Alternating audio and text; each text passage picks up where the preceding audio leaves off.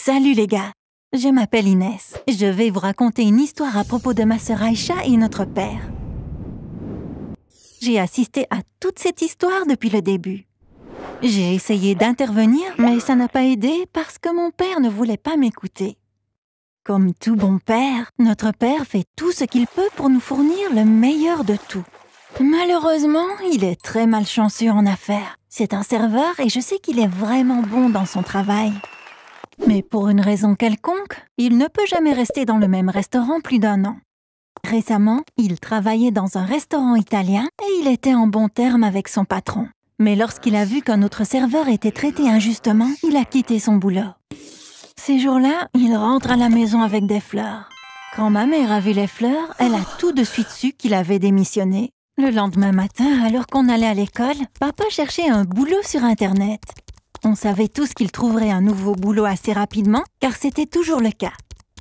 Parfois, nous revenions de l'école et il travaillait déjà dans un autre restaurant. Cette fois, on a été confrontés à une offre inattendue.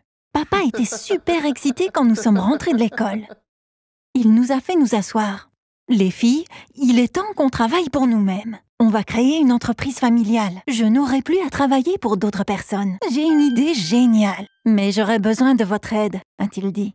Puis, il a regardé ma sœur. Surtout toi, Aïcha, a-t-il dit en souriant. Sa super idée était de lancer une chaîne YouTube pour ma sœur. Apparemment, il est tombé sur des articles en ligne. Ça parlait des enfants YouTubeurs qui gagnaient le plus d'argent cette année. Il a été choqué quand il a vu qu'ils avaient gagné des millions de dollars. Il avait été sur YouTube toute la journée, sur les chaînes d'enfants YouTubeurs, à regarder leurs vidéos. Il est devenu très enthousiaste en voyant qu'il s'agissait de vidéos simples, surtout des enfants jouant à des jeux. Après nous avoir raconté tout ça, il a dit « Ma fille est plus jolie que tous les autres enfants que j'ai vus. On pourrait être l'une des chaînes de cette liste l'année prochaine, a-t-il dit. » Il avait déjà tout raconté à notre mère pendant la journée. Elle s'y est mise aussi quand elle a appris ce qu'il gagnait. Aïcha peut le faire tant que ça ne perturbe pas son travail scolaire. Les mères sont dans certaines vidéos. « Je peux aider si tu veux, » lui dit-elle.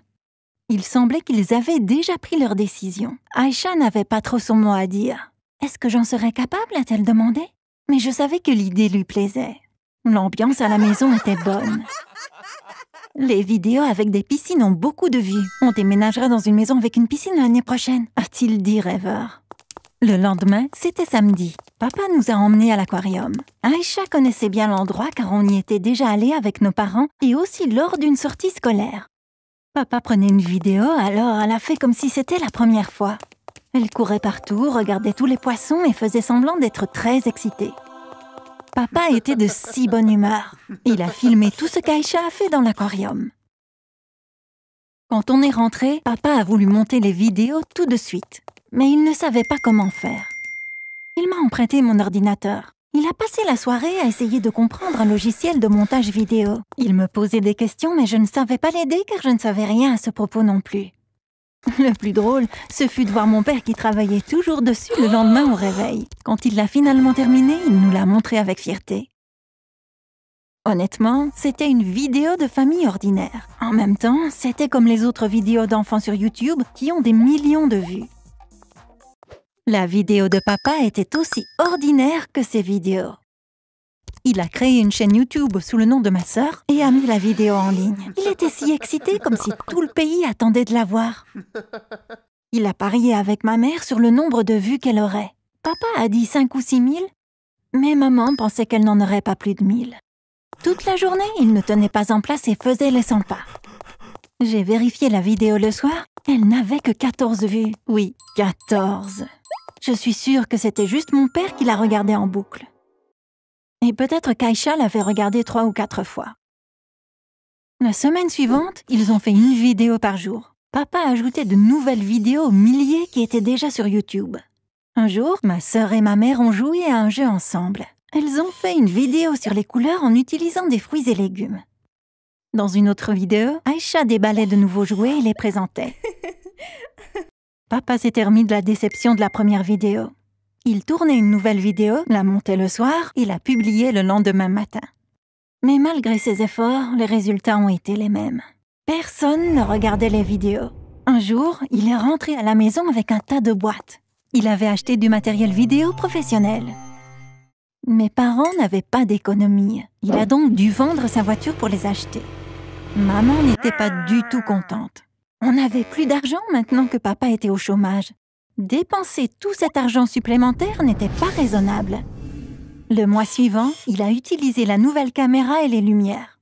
Même si la qualité visuelle était meilleure, le contenu était le même. La vidéo la plus regardée de la chaîne n'a même pas eu 100 vues. Le pire, c'est qu'Aïcha s'ennuyait maintenant.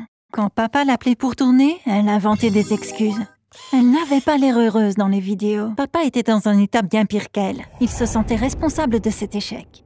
Il n'avait pas de travail mais avait des frais à payer. Quand Aïcha n'avait pas vraiment envie de tourner, il perdait patience avec elle.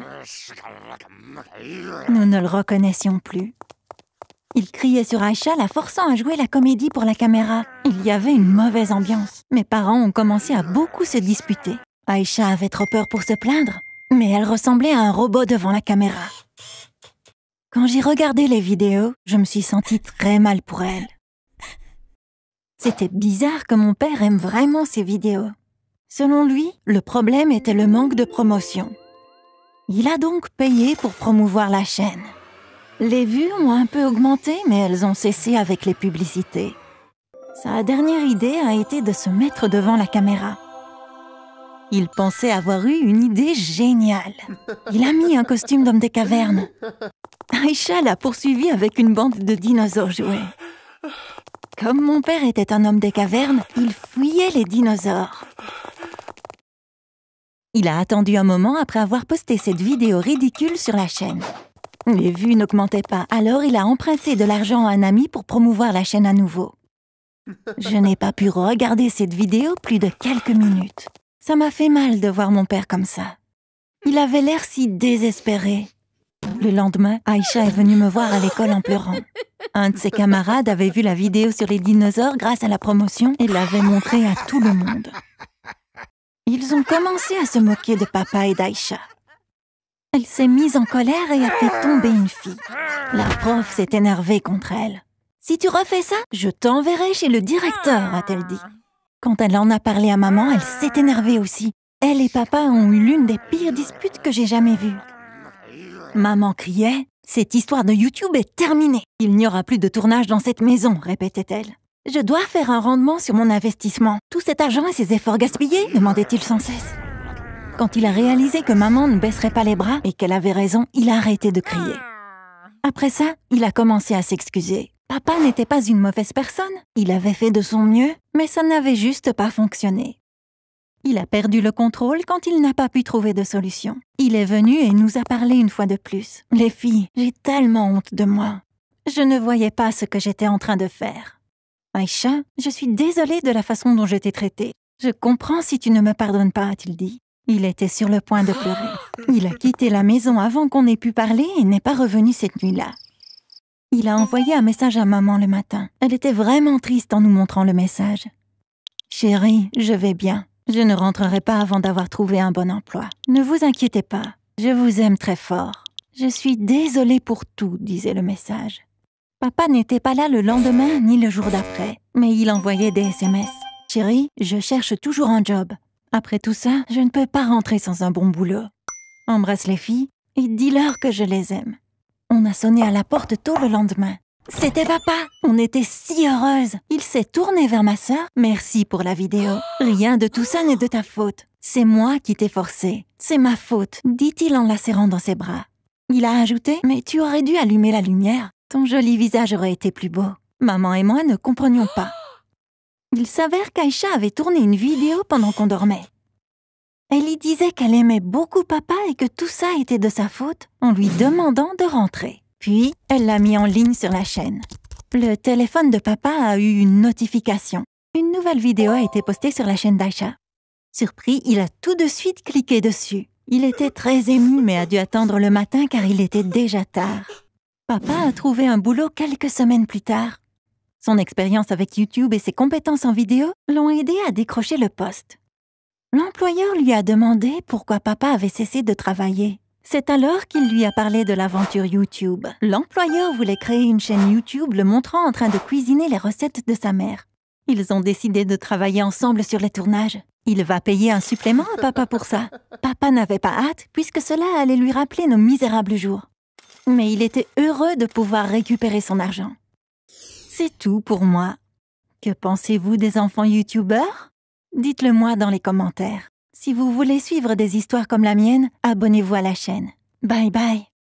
Salut les gars, je m'appelle Adam et j'ai 14 ans. Mes parents sont docteurs. Ma sœur a 3 ans de plus que moi. On est une famille heureuse. On s'amuse beaucoup ensemble. On voit toujours le bon côté de chaque situation. Mais quelque chose de bouleversant s'est produit récemment. Cela m'a fait réaliser que l'on peut grandir et mûrir en quelques jours. Mon oncle et sa famille vivent dans une autre ville. Ils nous rendent visite 1 ou 2 fois par an et ils nous amènent toujours des cadeaux. Pendant leur dernière visite, ils nous ont apporté une boîte de chocolat achetée en Belgique. On a enfin compris pourquoi le chocolat belge est si célèbre. Ils étaient si délicieux qu'on en a un peu trop mangé. Ma mère a dû nous enlever la boîte. S'ils sont si bons, ne mangez pas tout d'un coup. Vous n'en aurez qu'un par jour. Et je vous les donnerai, a-t-elle dit. On n'était pas contents, mais c'est elle qui décidait, et on savait qu'elle ne changerait pas d'avis. Le lendemain, mes parents étaient au travail, et on s'est souvenu des chocolats, même si on n'avait pas arrêté d'y penser. Où ma mère avait-elle pu les cacher? Si on les trouvait, elle serait en colère, mais on savait aussi qu'elle nous pardonnerait rapidement. On a donc commencé à les chercher. Mais impossible de retrouver la boîte. Visiblement, ma mère l'avait vraiment bien cachée. On s'est mis à chercher aux endroits les moins probables. En fouillant dans le bureau de mon père, on a trouvé une clé qui avait l'air très vieille. Il y avait une boîte en bois dans sa chambre. Mon père avait travaillé dans un hôpital en Afghanistan. Nous savions que mes parents s'écrivaient souvent à l'époque. Toutes les lettres se trouvaient dans cette boîte. Ma mère aurait-elle pu y cacher les chocolats? On a ouvert la boîte avec la clé, et bingo! On était si contents, on a commencé à manger tout de suite. Ma sœur a commencé à lire une lettre que mon père avait écrite en plaisantant. Ma bien-aimée, les jours sont courts, mais les mois sont interminables. Tu me manques tellement. J'ai donc commencé à fouiller dans la boîte pour trouver une lettre de ma mère à lire comme réponse. Je suis tombé sur un dossier. Je l'ai montré à ma sœur et j'ai lu ce qui était écrit. Service de protection de l'enfance, département de l'adoption. On s'est regardé l'un l'autre, confus. Est-ce qu'on dépasserait les bornes en ouvrant le dossier? Mais on ne pouvait pas s'arrêter. Ma mère est entrée au moment où on était sur le point de l'ouvrir. Mais elle n'a rien dit. Elle a juste dégluti. D'une voix très calme, elle a dit « Dans vos chambres, tous les deux ». On n'a pas regardé à l'intérieur. Je sais pas ce qu'on a fait de mal. Mais tu ne vas pas nous dire ce qui se passe? A demandé ma sœur. Ma mère ne nous a même pas regardé et a juste montré la porte. J'ai dit « Dans vos chambres ». On est parti sans dire un mot de plus. On avait en quelque sorte compris. Une fois dans ma chambre, j'ai immédiatement cherché « Service de protection de l'enfance, département de l'adoption ». Comme je le pensais, ces documents concernaient l'adoption. J'ai envoyé le lien à ma sœur par SMS. Elle a répondu avec un autre lien sur le même sujet. Elle essayait aussi de trouver des réponses. Mon père est rentré à la maison peu après. On ne savait pas ce qui se passait, mais l'atmosphère était très tendue. On attendait anxieusement dans nos chambres. J'ai entendu ma mère appeler ma sœur. Puis, j'ai entendu la porte d'entrée se fermer. Où ont-elles pu aller? J'étais si curieux. À ce moment-là, mon père est entré. Il a dit qu'elles étaient sorties faire une promenade. Il était très silencieux, comme s'il ne savait pas par où commencer. Il s'est raclé la gorge à plusieurs reprises, mais n'a toujours pas réussi à dire quoi que ce soit. Il a pris une grande inspiration. « Adam, je veux que ça reste entre nous, au moins quelque temps, a-t-il dit. » Je devenais de plus en plus nerveux. Je ne voulais pas entendre la suite. Pourquoi est-ce qu'il ne m'avait pas dit que j'avais été adopté? Ne pensait-il pas que je l'apprendrais un jour?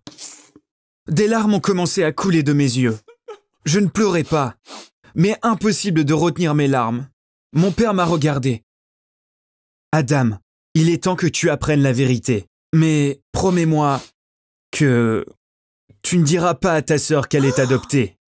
C'est très important, d'accord ?» a-t-il dit. « Attends un peu. C'est ma sœur qui est adoptée ?» Je l'ai regardé en état de choc. J'aurais dû être heureux, car j'étais si triste quand je pensais que c'était moi. Mais c'est ma sœur qui a été adoptée. Cette idée était si douloureuse. Ça signifie qu'elle n'était pas ma vraie sœur, n'est-ce pas? Elle serait si triste si elle découvrait que je n'étais pas son vrai frère. Bien sûr, je ne pouvais pas lui dire ça, même si mon père me disait de lui dire « Je garderai ce secret pour toujours ».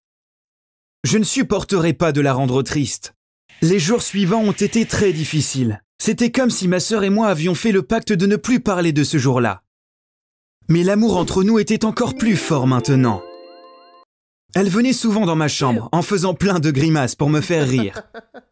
Je savais que, qu'elle soit ou non ma sœur biologique, c'était ma vraie sœur. En fait, j'ai commencé à l'aimer encore plus après avoir appris qu'elle avait été adoptée. Les gens aiment naturellement leurs frères et sœurs. Aimer quelqu'un avec qui on n'a pas de lien de parenté est plus significatif. Vous ne trouvez pas? Très vite, nous étions aussi heureux qu'auparavant. J'avais déjà oublié ce qui s'était passé. En fait, j'avais l'intention de dire à mon père « Disons tout à ma sœur. Peu importe qu'elle ait été adoptée, je l'aime plus qu'une sœur biologique. » À ce moment-là, mon père est venu dans ma chambre. « On pense que ta sœur devrait apprendre la vérité. Cependant, on a un service à te demander. On va lui parler en premier. Mais on se demandait si tu pourrais lui écrire une lettre, pour lui dire ce que tu ressens. Normalement, j'aurais refusé. Mais j'étais heureux de le faire. Mais j'ai réalisé qu'écrire une lettre pareille était plus difficile que je ne le pensais. Oui, de mon point de vue, rien n'a changé. Mais qu'avait-elle à penser en apprenant qu'elle avait été adoptée? Comment pourrais-je l'expliquer sans la blesser? J'y ai pensé pendant des jours. Je commençais et l'effaçais sans cesse. Je n'avais même pas la première phrase. Puis, j'ai eu une idée. Si elle avait été adoptée, depuis quand était-elle ma sœur? Je veux dire, elle était là quand je suis né. Où est-elle arrivée après? J'ai essayé de trouver notre plus vieux souvenir pour le savoir. Il y avait tant de souvenirs de l'époque où j'étais tout petit. Mais lequel était le plus ancien? J'ai décidé que celui dont je me souvenais à peine devrait être le plus ancien. Dans ce souvenir, on est quelque part où il y a beaucoup d'enfants. On est en train de courir vers quelque chose. Je ne sais pas où c'était. Comme je disais, je m'en souviens à peine. Je trébuche et puis je tombe. Un seul des enfants s'arrête. Celui qui s'arrête est bien sûr ma sœur. Elle m'aide à me relever, vérifie si mes genoux sont égratignés et me prend dans ses bras. Puis, on commence à courir vers les autres enfants. J'ai commencé ma lettre avec ce souvenir. Tu as été ma sœur tout ce temps, et tu le seras toujours. Ai-je poursuivi. Ne pas avoir la même mère n'affaiblit pas notre lien, mais le rend seulement plus fort. J'ai commencé à pleurer, à lui dire combien je l'aimais, combien je l'aimerais toujours et que rien ne changera jamais cela. Chaque mot que j'écrivais était vrai. J'ai juste écrit ce que je ressentais. Enfin, le grand jour est arrivé. Mon père m'a envoyé un SMS dans la journée me demandant « Ta lettre est prête ?» Je lui ai dit que oui. « Tu peux lui donner ce soir », m'a-t-il dit. Ce n'était plus tendu à la maison. C'était comme si on était enfin détendu et de très bonne humeur. Quand mon père m'a fait signe avec ses yeux, j'ai su qu'il était temps. « Viens dans mon bureau », a-t-il dit. Ma sœur était là quand je suis entré. La boîte en bois qui a tout déclenché était sur le bureau. Mes parents souriaient. La lettre était dans une enveloppe que j'ai donnée à ma sœur. Elle était choquée. Elle m'a aussi donné un bout de papier. Je l'ai ouverte et j'ai vu que c'était une lettre commençant par « Mon cher Adam ». J'étais tellement perdu. Pourquoi m'avait-elle écrit une lettre? On est allé dans des coins opposés de la pièce pour lire. Je n'en croyais pas mes yeux. Ma sœur me disait que j'avais été adopté. Comme moi, elle avait écrit combien elle m'aimait et que le fait que je sois ou non son frère biologique ne faisait aucune différence pour elle. Après avoir lu, on a d'abord chacun regardé l'autre, puis nos parents. Mon père a sorti les papiers d'adoption de la boîte et nous a dit de nous rapprocher. Il nous a montré le dossier. Oui, on a tous les deux été adoptés. Ce n'était pas ma sœur, j'ai été adopté aussi. Ma sœur et moi nous sommes regardés. On n'a pas pu s'empêcher de rire. Il n'y avait aucune distinction entre nous. On était dans le même bateau. On partageait le même destin. On s'est fait un câlin. Puis mes parents nous ont rejoints. On est resté ainsi un moment. Ensuite, on est allé dîner. Mes parents se sont excusés d'avoir gardé ce secret. Ils ont dit qu'ils allaient nous le dire quand le moment serait venu, mais que les chocolats avaient accéléré le processus. Quand tout a commencé, ma mère a appelé un psychiatre avec qui elle travaille. Elle a dit que ce n'était pas sa spécialité et a demandé l'aide d'un psychologue pour enfants. C'est ainsi qu'est née cette idée de lettre. Mes parents pensaient que c'était un bon plan, alors ils l'ont suivi. Eh bien, vous connaissez la suite. Ce jour-là, on a aussi appris autre chose. Mes parents avaient l'intention de n'adopter que ma sœur. Ils ne savaient pas que j'existais. Mais ma sœur ne voulait pas me laisser là-bas. Elle s'est jetée par terre en pleurant. « C'est mon frère, je ne laisserai pas Adam ici », disait-elle sans cesse. Apparemment, elle m'a appelé Adam. On n'est pas sûr, mais on pense que c'est un nom de sa famille biologique. Mes parents ont cédé et décidé de nous adopter tous les deux. Comme vous le voyez, on est vraiment frères et sœurs depuis le début. Salut les amis, je m'appelle Julie. J'ai accidentellement découvert le plus gros secret de ma famille. C'est une telle révélation que nos vies ne seront plus jamais les mêmes. Tout a commencé quand ma grande sœur Jeanne a emménagé avec nous après avoir quitté son mari. À l'époque, je ne savais pas que son mariage était un fiasco depuis longtemps. Quand elle a découvert que son mari Chris l'avait trompée, ce fut la goutte d'eau qui fit déborder le vase. Un matin, alors qu'il dormait, elle a pris ses fils et l'a quitté. Ma sœur est une femme au foyer. Elle n'a jamais eu de travail de sa vie. Elle a pris ses enfants et s'est installée chez nous parce qu'elle n'avait nulle part où aller. Au début, elle nous a dit que ça serait temporaire, mais après 1 an et demi, elle vit toujours avec nous. Je crois qu'elle pensait se remettre avec son mari. Mais ils ont continué à se disputer pendant des mois. Ils n'ont pas réussi à se réconcilier. Toutes ces disputes n'ont pas seulement provoqué la fin de leur mariage, mais ont aussi mis le bazar dans notre famille. Parce que j'ai vu un SMS du mari de ma sœur quand ils se disputaient. J'étais curieuse de comprendre ce que signifiait son message. Alors j'ai mené mon enquête et j'ai découvert l'incroyable secret de ma sœur. Rembobinons et revenons à cette soirée. Je réalise maintenant que déjà à ce moment-là, ma sœur commençait à perdre tout espoir de sauver son mariage. Et ça l'avait rendue très agressive. Elle ne parlait ni à ma mère, ni à moi. Elle ne s'occupait pas de ses enfants. Elle ne mangeait plus, elle ne dormait plus. Tout ce qu'elle faisait, c'était se disputer avec son mari au téléphone ou par SMS. Oui, leur mariage allait très mal. Chris la trompait et il ne voulait pas se remettre avec elle. Mais ma sœur était toujours encore follement amoureuse de lui. Elle ne pouvait pas imaginer sa vie sans lui. Une nuit, je couchais ses enfants. Le plus jeune a demandé « Combien de jours on peut rester sans manger ?» Je savais pourquoi il me posait cette question. Il avait entendu ma mère me dire « Ta sœur n'a pas mangé aujourd'hui. » Évidemment, il était inquiet pour sa maman. Je lui ai caressé la tête. « Il n'arrivera rien à ta maman, parce que je vais lui préparer le meilleur sandwich du monde. Elle ne pourra pas y résister et elle va tout manger. » lui ai-je dit. Ça l'a rassuré. « Je veux le même super sandwich demain matin », a-t-il dit en fermant les yeux. Alors juste après qu'il se soit endormi, je suis allée préparer le meilleur sandwich possible pour ma sœur. J'y ai même ajouté une bougie d'anniversaire pour lui remonter le moral. J'ai toqué à la porte de ma sœur. Quand elle n'a pas répondu, j'ai ouvert la porte et j'ai regardé à l'intérieur. Elle s'était endormie. Je suis entrée dans la chambre pour lui mettre une couverture. J'ai laissé le sandwich à côté de son lit. Elle dormait avec son téléphone dans les mains. Peut-être s'était-elle assoupie, épuisée au milieu d'une dispute. J'ai souri. Elle m'a semblé si mignonne à ce moment-là.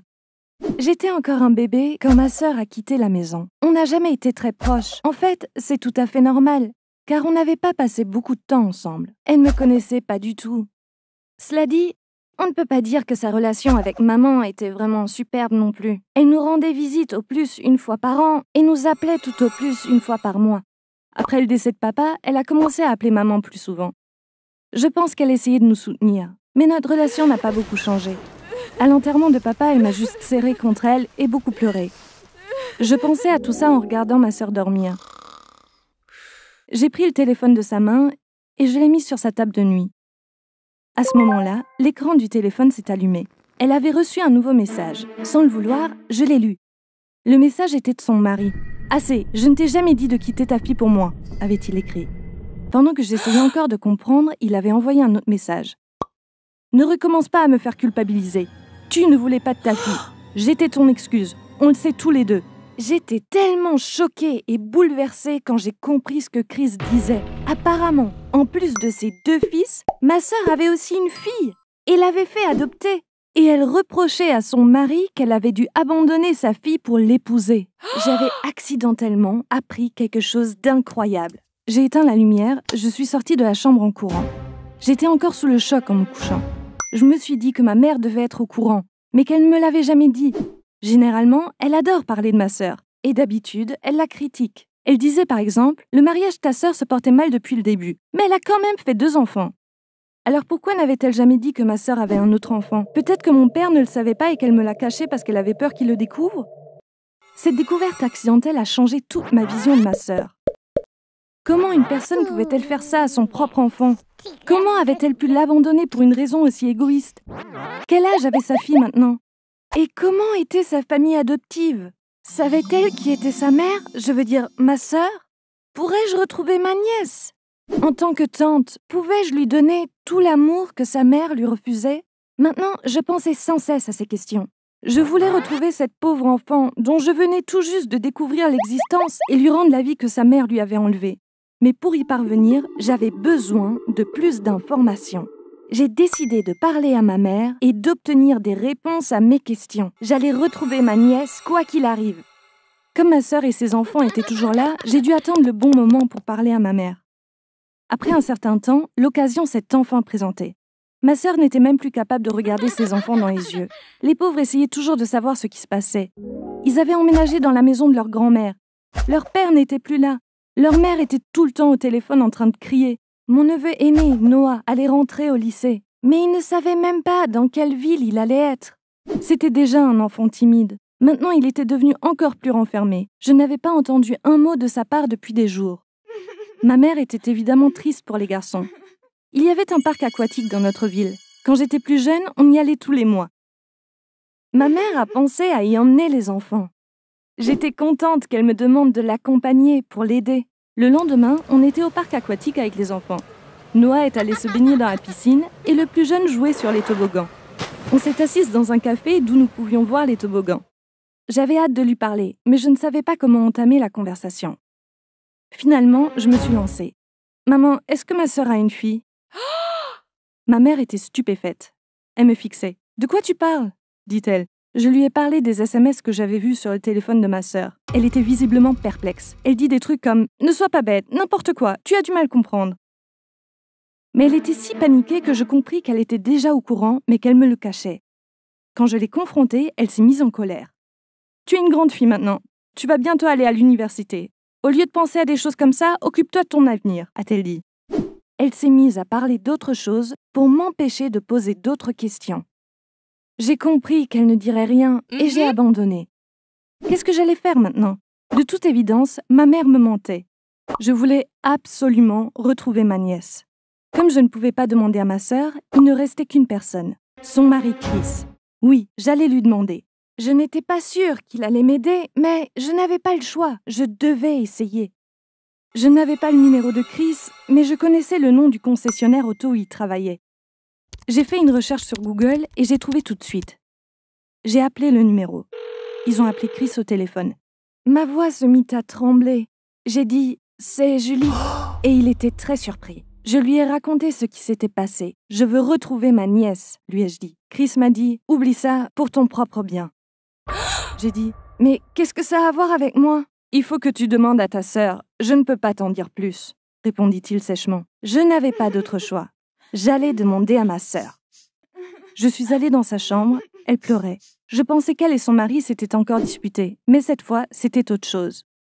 « Maman vient de me le dire, » dit-elle en détournant les yeux. J'ai compris que maman lui avait dit que je savais pour sa fille. Je me suis assise à côté d'elle. Je ne voulais pas te bouleverser. Je veux juste trouver ma nièce et lui dire qu'elle a une famille, lui ai-je dit en posant ma tête sur son épaule. Ma sœur me caressa les cheveux. Tu n'as que 2 neveux, Julie. Tu n'as pas de nièce, a-t-elle dit. J'ai levé ma tête de son épaule et l'ai regardée. Comment ça? Mais tu as une fille aussi, lui ai-je dit. Oui, j'ai aussi une fille, a-t-elle dit détournant encore les yeux. À ce moment-là, le monde s'est mis à tourner. Mes oreilles bourdonnaient de ces phrases. Tu n'as pas de nièce, mais tu as aussi une fille. Oui, j'ai aussi une fille. Je la regardais incrédule. Pendant 1 minute, j'étais sans voix. Puis j'ai dit « Alors je suis ta fille ?» Ma sœur a hoché la tête.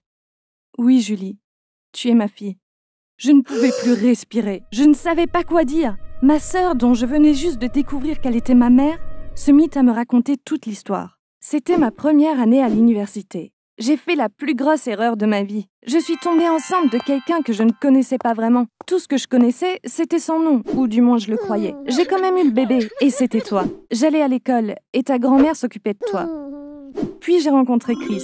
Je suis tombée amoureuse de lui. Chris n'était pas du genre à se marier avec une femme qui a un bébé, parce que c'est un aventurier dans l'âme. Il voulait voyager avant de s'installer dans un endroit qui lui plaisait. Je t'ai laissé avec ta grand-mère et je suis partie avec lui. On a voyagé pendant 3 ans et demi. On s'est mariés en cours de route. Mais on est revenus parce qu'on ne se sentait pas mieux ailleurs. Quand je suis revenue, j'ai vu que tu appelais ta grand-mère maman. Pendant mon absence, ta grand-mère était devenue ta mère. J'étais hyper triste, mais je savais que je le méritais. Ta grand-mère m'a fait jurer. Tu ne diras jamais à personne que Julie est ta fille, m'a-t-elle dit. Personne d'autre que papa et Chris ne le savait. Et maintenant, tu le sais. Tout est sorti au grand jour ce jour-là. J'étais le plus grand secret dans ma propre famille. La personne que je croyais être ma sœur était ma mère. La personne que je croyais être ma mère était ma grand-mère. Ce qui s'est passé après que j'ai découvert tout ça, vous penserez peut-être que c'est bizarre, mais presque rien n'a changé. Bien que ma sœur puisse être ma mère biologique, elle n'est pas ma vraie mère. Une mère est quelqu'un qui élève et prend soin d'un enfant. Ma sœur ne mérite clairement pas d'être ma mère. Je n'ai qu'une seule maman, et elle restera ma maman pour toujours.